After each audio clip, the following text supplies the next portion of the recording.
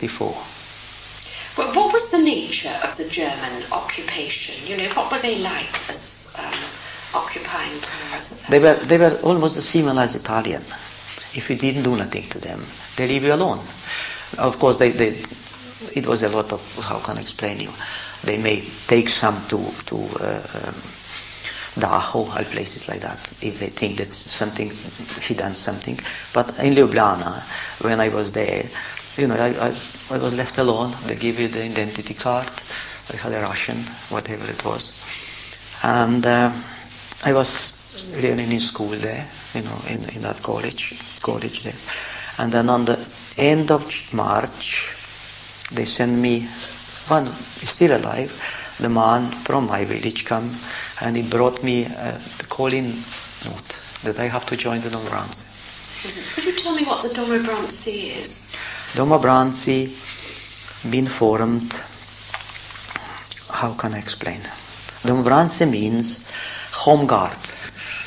Domobranci means home guard. And then we're supposed to be guarding our villages, because so that the partisans won't destroy everything in a way. And then the partisans which they were formed during after the Mussolini capitulation was a lot of them taken in, you know, and then joined partisans. And then 2/3 of the Domobranci in 6 months or 8 months' time escaped from partisans and joined Domobranci. And then I was put in Wielkie Laszcze. Wielkie Laszcze on my company called 114 Company. First of all, I went to training till May, from March till May, and then I was put in Wielkie Laszcze after the training. We had about 6-7 weeks training there. And we were there in that Wielkie Laszcze, and then at the beginning partisans didn't attack us much, very little, and then towards the end a little bit more. And then on the 6th of December that year, I was wounded. I had a shot through my body. And I went to hospital, and I was in hospital for 1 month, and then I gave me another month. So I joined back in the same company fortnight before the end of the war.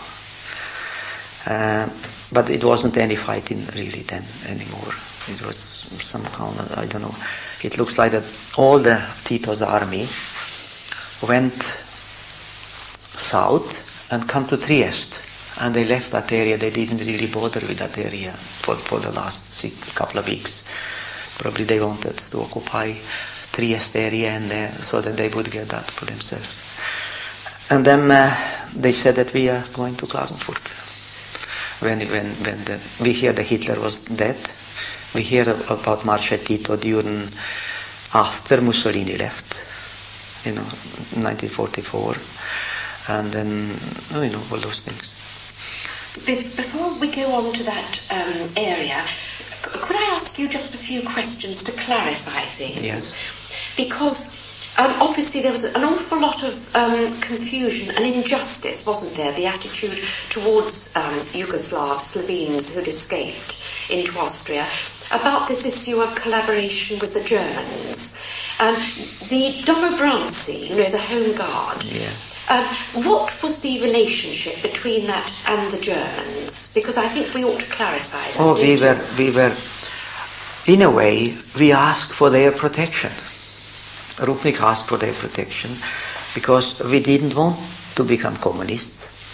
Our area, we are Roman Catholics, and then all our priests and people like that, we just cannot join the communists. Not only that, we knew that if you join them once, you won't be able to escape. See, they'll kill you if they find you, especially if you join the voluntary.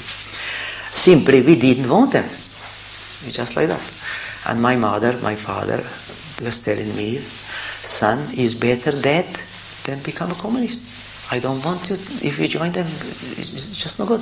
And then it was also too late to join them after. When you didn't join them at the beginning, you were already against them. They would kill you, see. straight away. So it was no way for us to join them.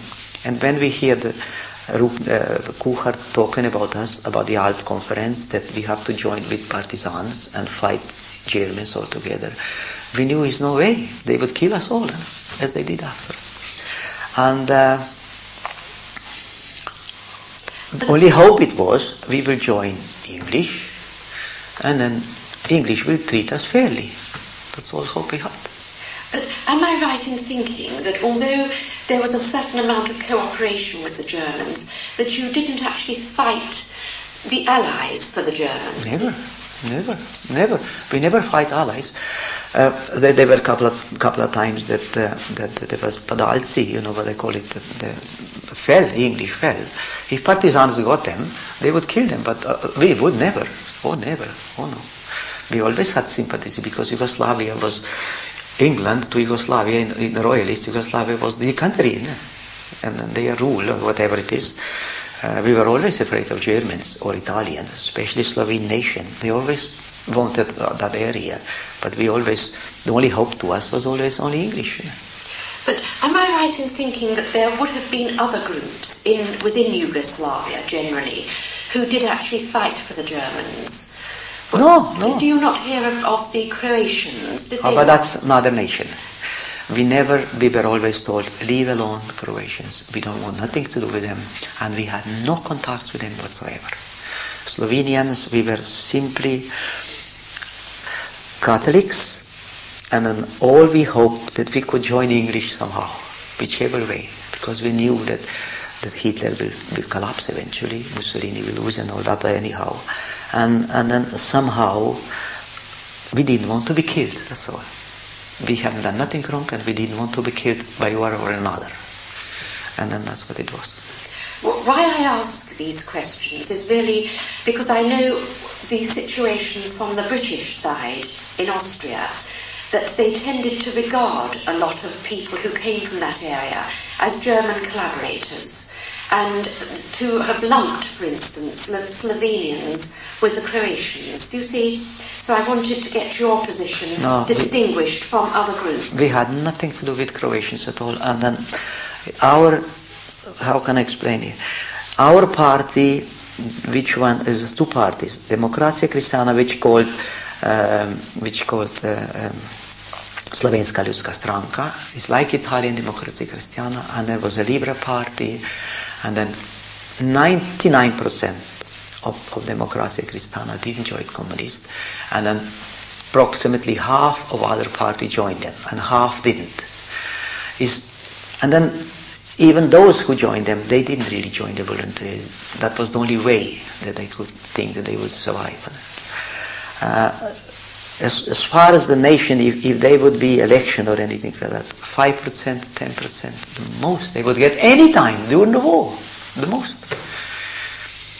The other thing I was going to ask you, which I thought would be interesting to know, once the Germans sort of came in, were there any Jewish people in the area, and if so, what happened to them? We didn't hear. We only heard that the Jewish people had been tracked down. But there was no Jews that I know of. And I never come across of any. But I was told that there are some Jewish people in Zagreb, which is Croatia, that there were some down there. But we never, no problem about that at all. I never seen anybody being prosecuted or anything like that. But in whole Slovenia, I mean, what Mussolini occupied before was only a regiment of Germans. Only one regiment. And they were, half of it was in Ljubljana. There were a couple of them with us in Lašće, a couple of them down in Kočevje. If it was, say, for instance, 300 of Dombranci, there were a few Germans there, especially when we were down there. But the rank, the highest rank, which it was a captain. And I never seen any German Oberst. Never seen one. I never seen German. I seen the German major, that was the highest rank I ever seen. And then they were in Ljubljana, as I say. Never come down any high rank officer of Germans come down to Velike Lašće or Kočevje or anywhere down.